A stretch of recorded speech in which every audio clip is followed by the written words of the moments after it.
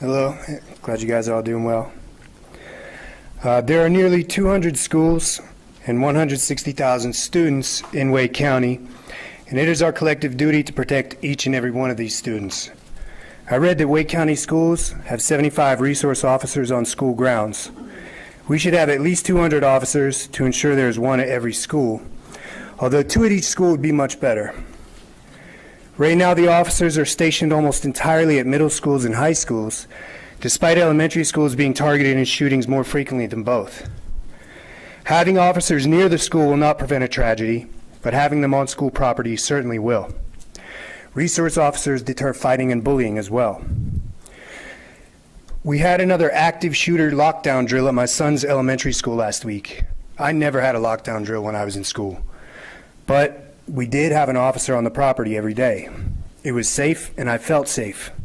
We now live in a sick country where mass executions of children don't last a week in the news cycle and are forgotten until the next one a few months later.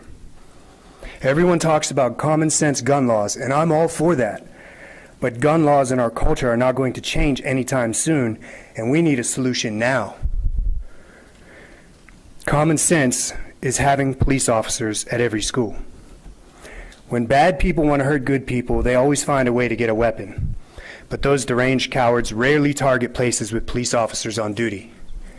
They always attack gun-free zones, the softest, easiest targets.